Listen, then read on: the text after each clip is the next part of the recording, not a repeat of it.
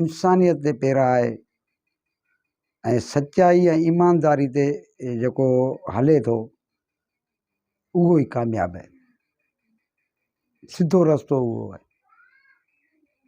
कामयाबी जो।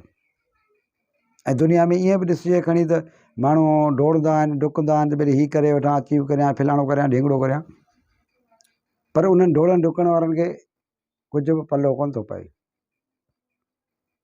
अल्लामा इक़बाल जो हिकिड़ो शाइर आहे, मंजिल की जस्तजू में क्यों तड़पते हो, खुद को इतना अज़ीम कर कि मंजिल तुझे पुकारे।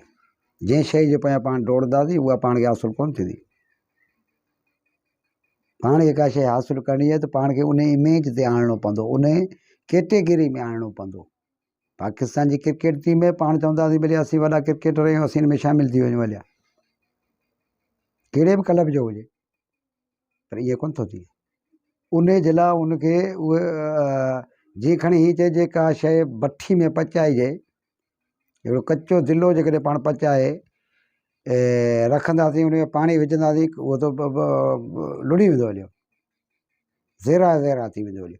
जेकॾहिं उन दिले खे पाण पचाए ठाहे ऐं रास कंदासीं, उन खां पोइ जेका उन में पाणी विझंदासीं थधो कंदो, नेमत अता कंदो पाण खे।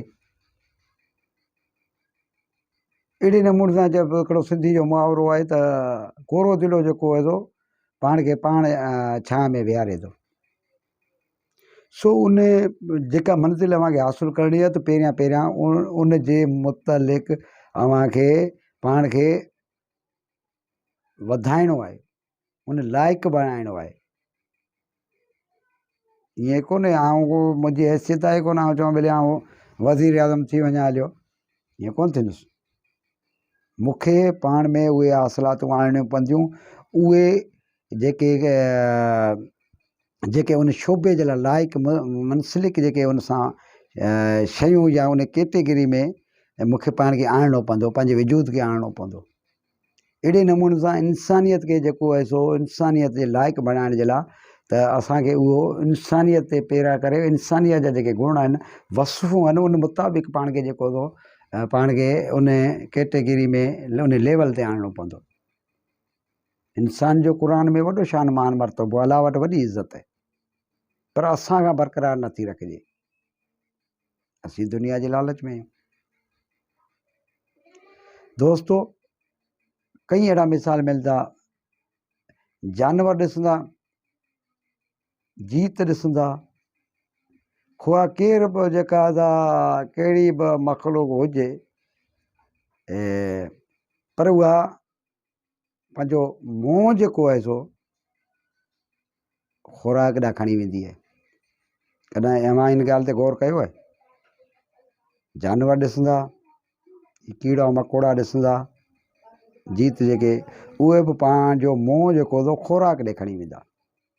पर इंसान खे अलाह अहिड़ो नवाज़ियो आहे जो हू कॾहिं बि पंहिंजो मोह ख़ुराक ॾे कोन थो खणी वञे। जेकॾहिं पाण पाणी पीअंदासीं त मोह सिधो बिल्कुलु उते जो उते हूंदो, पाण हथ में पाणी खणी पीअंदासीं। मानी खाईंदासीं तॾहिं बि पाण उते जो उते हूंदासीं, या मुंहुं झुकाए खाईंदासीं, सुते खाईंदासीं न दादा। इहे अलाह जे तरफ़ां, कुदरत जे तरफ़ां इंसान खे ॾिनल नेमतूं ऐं नवाज़िशूं आहिनि। वल कद करमना बनी आदम, जेका शुरूआत में मूं आयत पढ़ी, उनजो मक़सदु तर्जुमो आहे त अलाह साईं फरमाए थो त असां आदम जे औलाद खे नवाज़ियो, इज़त ॾिनी। हता जो अलाह साईं इहो फरमायो आहे त हीअ जेके शयूं जानवर आहिनि ऐं जेका अनाज थिए थो, फ्रूट थियनि था, इहे बि इंसान राति जे लाइ जेका नेमत बणाए अलाह साईं मोकिलियूं आहिनि। एतिरी एॾो शान ऐं मान मर्तबो जेको आहे सो अलाह वटि इंसाननि जो आहे, पर असां उहो वक़ार, उहे बुलंदियूं सभु छॾे सिर्फ़ु दुनिया जे पोयां डोड़ी पिया आहियूं। दुनिया बि हासिलु कोन थी थिए, दुनिया बि उन्हनि माण्हुनि खां हासिलु कोन थी थिए। हिकिड़े बुज़ुर्ग जो वाक़ियो मांखे ॿुधायां। बगदाद जो बादशाह शेख हारून रशीद ख़लीफ़ो, उनखे हिकिड़े दरवेश जी जेका ज़रूरत पई या उन ते को अहिड़ो मुक़दमो आयो, हुन पंहिंजे वज़ीरनि खे हुकुम कयो त बाबा जेको फिलाणो हमरा जेको मूंखे आणे ॾियो, उहो घुर्बल आहे।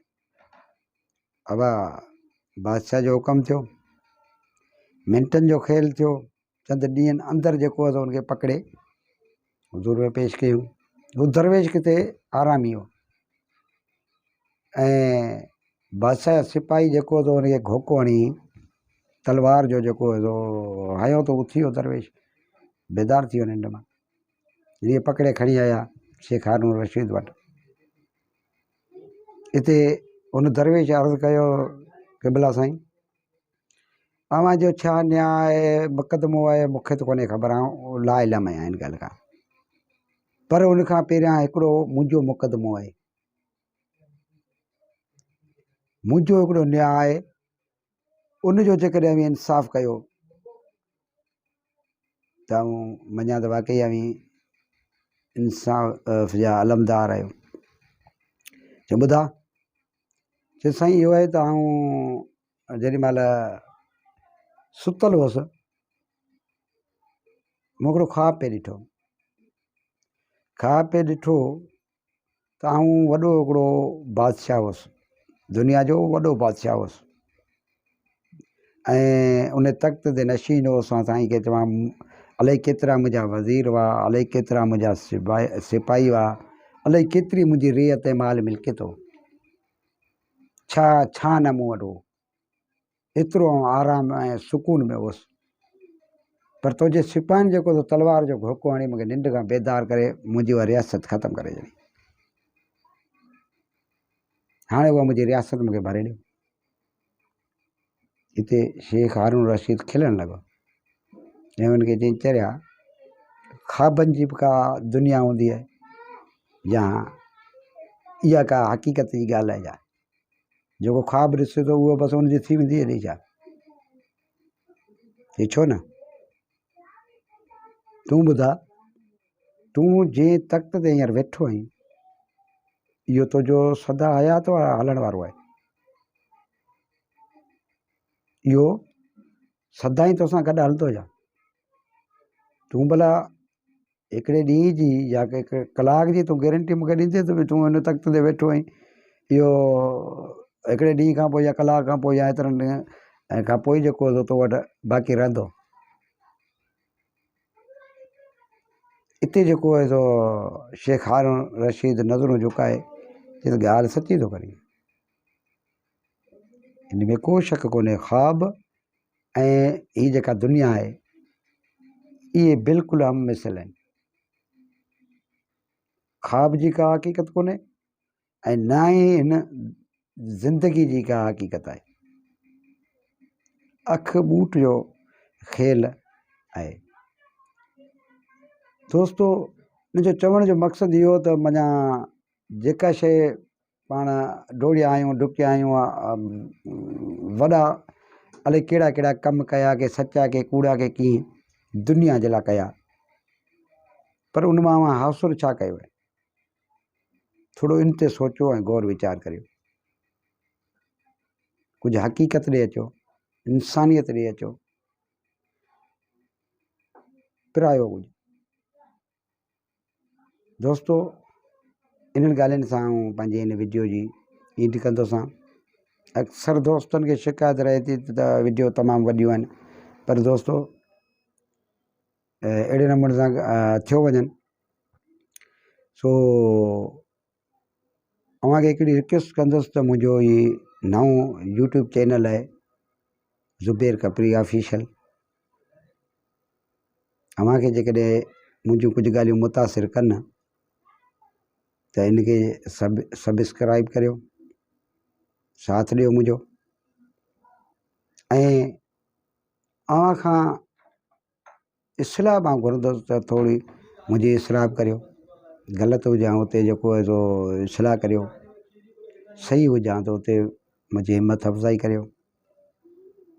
शाह साईं जो हिकिड़ो बैत पढ़ंदो सां, दुनिया ऐं जेको असांजो हक़ीक़ी किरदारु आहे उन मुताबिक़ शाह साईं फरमायो आहे त इंसानियत सही कीअं आहे त जे भाई जोगी थियां त तमा छॾ तमाम सबुर जे शमशीर सां कर कीने खे क़तलाम त नांगा तुंहिंजो नाम लिखिजे लावतिन में। अस्सलाम वालेकुम।